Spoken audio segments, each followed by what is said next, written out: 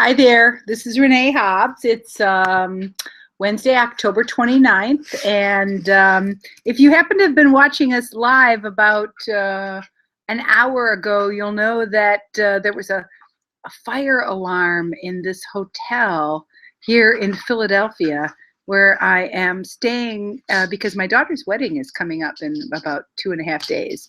And the fire alarm went on in the middle of our Google Hangout, so we canceled it. And now I'm going to quickly move through some of the things I'm hoping you're going to be paying attention to this week. So it's not really an interactive class as much as a little mini lecture as I walk you through the things I'm hoping you're paying attention to as you get ready for your next big project, which is to video a Rhode Island educator, and that's due next week. So let me share my webpage with you and take you to our class homepage. That's unclassroomuri.wordpress.com. First of all, let's do a little bit of review about the stuff that you have been working on for last week.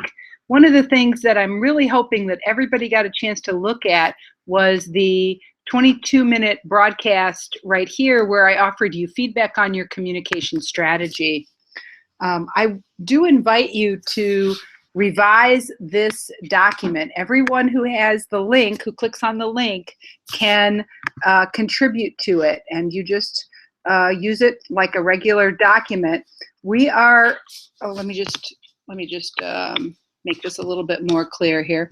We are trying to figure out how we can communicate some core messages about digital learning to a bunch of different audiences, business and community leaders, Rhode Island teachers, parents, students, and maybe even other audiences. So I am really counting on you to firm up these key messages and firm up these target audiences. And I hope you take a look at the feedback I gave you. I am expecting that you do at least 3 things in your campaign as part of your final project. Remember, 1, 2, 3. That's a very good strategy for you in thinking about the scope of work that you are expected to perform for your final project. I'd like to share our learning about the Rhode Technology Day. I was really grateful to Sarah Ben for participating in that day with me. And on the website, I have posted the slides for that document. So let me show you how to find those slides right now. And we can talk through them a little bit. So here's our topic for this week. And you can see here, I've posted the slides to a really cool tool called SlideShare. SlideShare is a simple, easy to use online tool that lets me share my slides. You can see that in the 1-hour session that I had at the Rhode Technology Day, we talked a little bit about this course. Because students in COM 410, I'm sure you realize you are participating in digital learning too. And so your reflections on digital learning from the point of view of the learner are really important. I shared a little bit about my own motivations for using digital learning, and then a little bit about the campaign. I talked about the UnClassroom and its innovative approach to using experiential learning with a real client. I showed the audience our homepage. I talked about some of the many tools for open network learning that we're engaged in. And I talked about how we're using those tools for 6 different purposes: creating community, discussion, pre-writing, research, publication, and evaluation.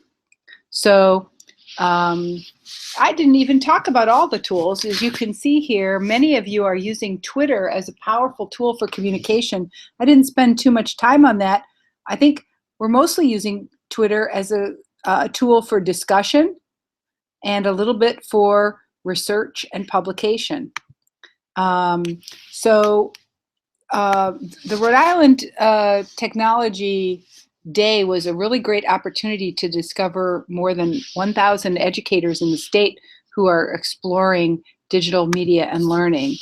Last week, in the work that you did for me in on this page for last week's class, you you did a little bit of reflection on the key technology and education concepts. These terms are super important. So I was really grateful to Allegra and Carlita, Brianna, Jordan, McCall, Meg, Sarah, Kirsten, Kelly, for beginning to sketch out how some of these concepts relate to what we've been learning about digital media and learning. And so in some ways, these terms, the terminology from this concept map will help us in talking to the educators that we're going to be interviewing and in explaining some key ideas of digital learning to other audiences, and to show how connected digital learning is to some other educational approaches. I was pretty thrilled about your reflections on the Flipgrid. And several of you commented on the Flipgrid and its utility. Again, really so impressed, Meg, with your insights on this topic. So I want to showcase that. So I'm going to agree with everyone else so far in saying that the main goal of digital literacy and at the conference was for the teachers to expand as leaders.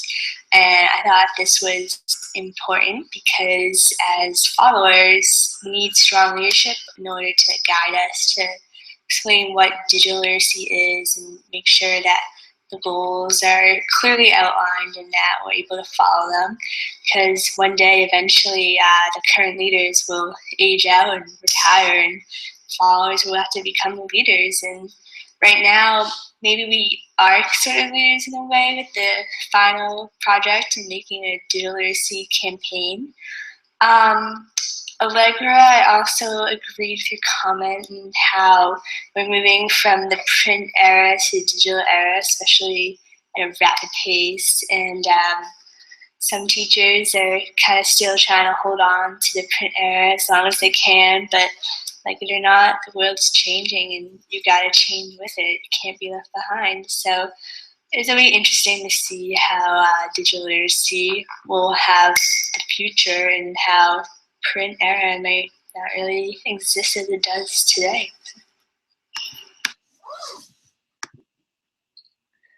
Really, almost every time, Meg, I am so blown away and impressed by your great synthesis. I feel like the concepts about leadership are really well articulated, and this idea of sort of acknowledging that digital learning is actually confronting the cultural changes that are happening in society and applying those to education. And that as much as we might want to think about being ostriches and sticking our heads in the sand, the reality of it is digital media is a really powerful tool for learning, and we have to embrace it in a way to keep moving forward. So I was really pleased in general by those of you who are really participating actively in this course. I'm so proud of what you're accomplishing in this session. So let me go back to the homepage and talk to you about what I want to share with you for this week. I want to let you know, I want to share with you some resources that I hope you will reflect on as you start thinking about your own campaign. Next week your interviews are done, and so you'll be thinking about your final campaign, what 3 elements you will include in your final project. And so I wanted to talk about these ideas right here. Why polls and surveys are good for communication campaigns, how to create a survey, how to analyze results, and how to communicate results. And I'm talking about this not necessarily because I want you to do a survey, but because I want you to understand the survey data that's available to you as part of this campaign and how you might use it in your own campaign.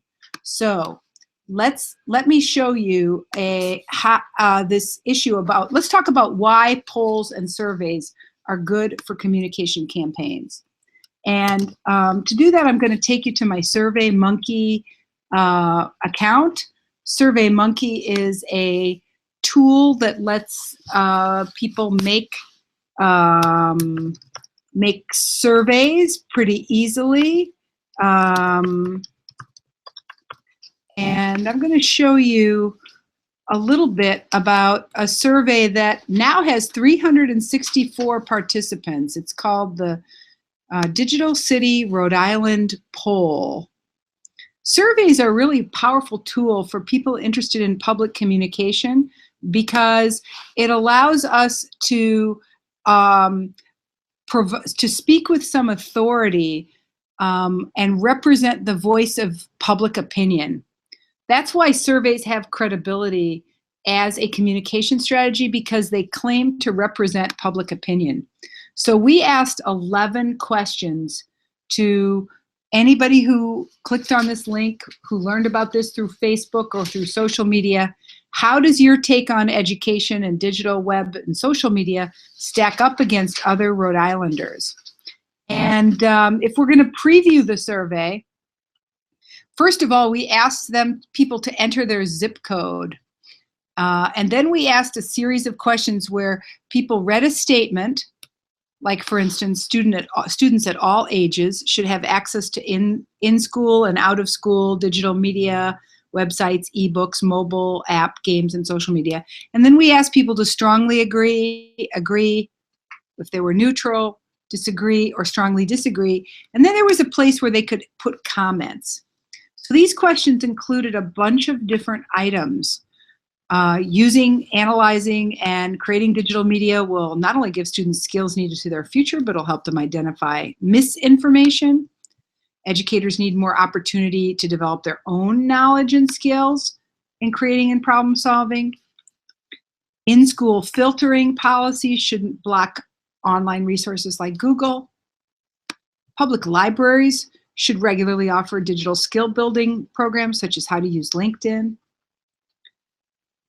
K-12 school policies on using cell phones and learning are needed. Student project work and problem solving should use a combination of language, images, sound, and digital media. Digital media education should be incorporated into statewide Common Core standards and assessments. And K-12 students should learn coding and software development. Now, I bet you're probably already imagining which of these questions were most controversial. And one of the cool things about SurveyMonkey is that you can, after you collect responses, right? And we did it by using a Facebook post. We got 39 people to sign in that way. And a web link, we got 325 people. We sent that out mostly through Twitter. And the results are pretty fascinating. Of the 317 people who participated in this project, I think we have some, I have some charts to show you. Oh yeah, here they are. Most people strongly agreed with these statements, right? Either they strongly agreed with the statement or they agreed with the statement. In this case, about a little less than 25% weren't so sure that students at all ages should have access to digital media. A relatively small proportion of people feeling neutral, disagreeing, or strongly disagreeing, right? A small proportion. But when we look at the topics very strongly agree, educators need more knowledge, everybody agrees, right? Educators need more knowledge. But there were topics that were more controversial, like this one. In-school filtering policies should not block online resources like Google. You'll notice that these three quadrants have gotten a little bit bigger, as now almost 25% of people are not so sure about whether we should change filtering policies. Everybody really likes the idea of libraries being involved in digital literacy. That's pretty popular. But there's a little bit more controversy about whether cell phones should be used in school for learning purposes, right? And whether or not students' work should use language, image, sound, and media, again, only a small percentage are not sure about that. Most people feel pretty confident, but check this out. People really are not quite sure about whether digital media education should be incorporated into statewide Common Core assessments. Look at the gigantic number of people who were neutral on this.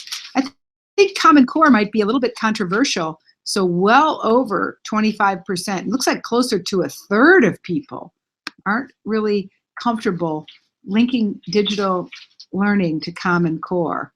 And this question was the most controversial question. K-12 students should learn coding and software development. This was a big surprise to me. Rhode Islanders who participated in our survey are not at all certain that children in grades K through 12 should learn to use coding, learn software programming and coding. A much bigger proportion than I expected were not strongly agreeing about that. And the question of whether students should be able to offer credit, get credit for online courses in high school, that was less controversial. And whether we should use blended learning, again, only about less than 25% of folks were unsure about that. So I think it's really interesting to think about why it is that polls and surveys can actually help represent the full scope of public opinion. I think you learned by watching me demonstrate SurveyMonkey a little bit about how to create a survey and how to analyze the results. One of the things I'd like to share with you is our strategy for communicating the results, because those charts and graphs were kind of complicated and dense. But when I go to my Twitter and I go to, let's see, Digital RI poll, I think I should be able to see the Instagram, there it is, the Instagram, the infographic that I made here on October 25th when I tweeted, "See what Rhode Island residents think about digital learning, results of online poll here." I used a really cool tool. I hope you guys get a chance to explore it. It's called Infogram. I created an infographic based on the results that I had available to me on October 25th, and I presented it as an infographic. Basically, what I did was I highlighted the most controversial topics, and I used a very simple icon to represent the percentage that agreed and the percentage that disagreed. This is the most controversial statement, that programming should be taught in the K-12 grades. This was the second most controversial statement, that digital media education should be incorporated into state Common Core. You can see I used a different way to represent the percentage of people who agree and disagree. And finally, this question about whether in-school filtering policies should be able to block online resources like Google. And then I concluded by using a photo showing teachers in the middle of a very intense learning experience at the Summer Institute in Digital Literacy, and showed that the public generally feels that educators do need more knowledge and skills. It's 61 people strongly agree, 30 agree, and then only very small numbers of people disagree. So Infogram is a really simple and easy to use tool that allows you to make infographics. And I think infographics are an interesting idea for your campaign. So I invite you to think about that. Now let's take a look at what's been going on the Com 410 Twitter sphere. One of the things I really appreciate, Sarah, is that you are really responding really personally to folks like Meg and others about their own learning experience. I really appreciate that. And Kelly and Allegra, you are actually working carefully on your interviews, your video interviews, and they're coming all together. Alan, I was thrilled to see that your interview's already completed, and just delighted about that, but a little freaked out that you identify this Rhode Island educator, Sarah Hobbs, being interviewers by Alec Erickson on the subject of digital learning. First of all, that actually has a whole lot of grammar problems, so you got to work on that. And I'm not so sure that represents that video in the best light. Carlita, you're definitely reposting some cool stuff that you're finding from the social web, including this wonderful, wonderful example of a quite eye-catching argument. Ben Franklin, an early fan of blended learning, says, "Tell me and I forget, teach me and I remember, involve me and I learn." That's a really great share, and I'm so thrilled that you have developed it. So thanks to really only a few of you who are participating in our Com 100, our Com 410 Twitter sphere. I do want you to realize that a big part of your class participation grade is how you engage with our online learning tools. So I do invite you to make sure that you're contributing to that initiative. Here's what's up for you for November 5th. Your video interviews are due. I will be looking forward to seeing you 1 week from today on Wednesday, November 5th. Remember that in your assignment to interview a Rhode Island educator, I want to make sure that you share the link on Twitter, and that will enable me to find your final deadline. Please do review the criteria for your work as you get it ready to be shown to the world. If you have any questions, you can send me a note at my Twitter account, Renee Hobbs, or an email. Anyway, thank you so much for your good work in this class so far, and happy Halloween. I'll see you guys a week from today. Bye now. Did anybody come?